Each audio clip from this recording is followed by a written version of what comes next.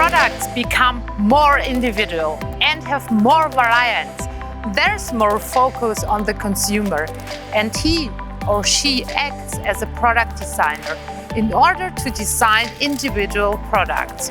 Our customers' target is to manufacture products more efficiently and react to changing market requirements. This has an effect on the product life cycle. It becomes shorter and shorter. Production requirements change severally insofar as lot size 1 has to be manufactured. Highly flexible and productive manufacturing. This is a very big challenge, but we have the solution, an offering for realizing a highly flexible and productive autonomous factory. Control cabinets are very individual too. Until now, every step in the production process had to be made manually, and it takes a lot of effort to reprogram it. How great it would be if control cabinets could be produced autonomously too. In order to do so, the right preliminary work has to be done during engineering. Ariane, our expert for autonomous factories, now explains how it works. In the future, you don't define anymore how to produce, but only what. Produce what matters, efficient and sustainable. The autonomous machine and its digital twin is the basis for autonomous manufacturing.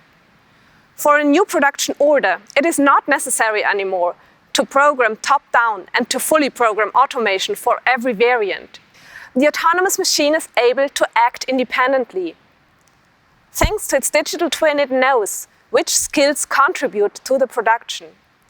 This enables a spontaneous planning of the manufacturing during runtime. The optimization of the process leads to an efficient and sustainable production. The approach also keeps the time and effort needed for engineering as low as possible. We have a look at the autonomous factory using the example of a control cabinet. At first, we designed 2 cable channels and 1 mounting rail positioned on 1 base plate. We verify if we can produce this control cabinet. With the first check, we notice that there is 1 skill missing for an essential process step. In this case, we can solve the problem easily. The required machine is available and has to be turned on. After the new producibility check, we see that all production steps can be executed. All steps have a green check mark. Can the product be manufactured? Yes, the check was successful. Now we can produce.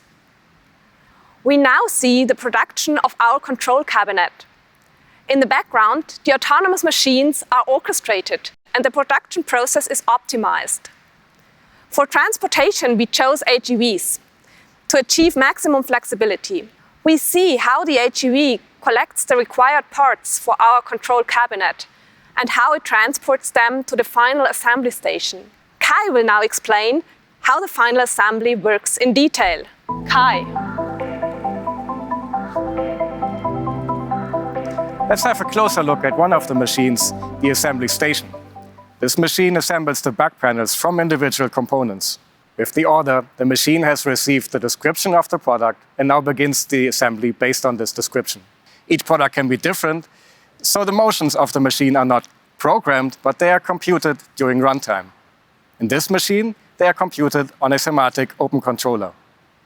The machine uses flexible, reusable skills, for example, for placing the components onto the panel or riveting them to the panel. The combination of these reusable skills and the computation of motions, together with the use of digital twins, significantly reduces the engineering effort. This enables you to produce custom products automatically. In fact, we are already evaluating a prototype of this machine in one of our own factories. Usually, several different machines must be integrated on the shop floor, and they can come with several different controllers and protocols. Hermann will now show us how such a complex system can be integrated more efficiently. Ariane and Kai have shown that in the autonomous factory, machines are equipped with reusable skills. These skills are reconfigured and composed into a production workflow depending on the product to be produced. For example, in our model, the cell with the robot arms provides the assemble skill. The challenge for developers of such a skill is to provide the skill in a way that any system partner can find and invoke it, independent of the programming language in use and the preferred communication standard like OPC UA, DDS, or MQTT.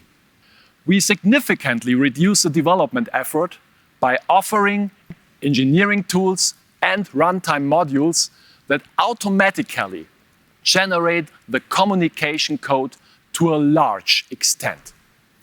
In this way, skills can be reused easily and efficiently.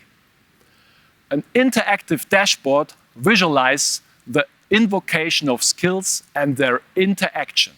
Thereby, optimization potential can be identified quickly and improvements can be introduced. With our engineering and integration toolbox for the self-organizing factory and our solutions for autonomous machines, we made considerable progress towards our target, the autonomous factory. Don't you think so, Nelly? We come incredibly close to the future with these brilliant concepts of the autonomous factory. Okay, control cabinet is not a must-have for me, but a pair of individual shoes with which I can walk comfy and stand for a very long time, that would be great. I have a good feeling that this will be reality soon. Let's do it together.